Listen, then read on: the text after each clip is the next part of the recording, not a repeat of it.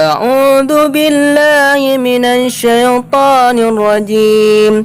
بسم الله الرحمن الرحيم. اللهم إنا أسألك خيرها وخير ما فيها وخير ما أرسلت به، وأعوذ بك من شرها وشر ما فيها وشر ما أرسلت به. صدق الله العظيم.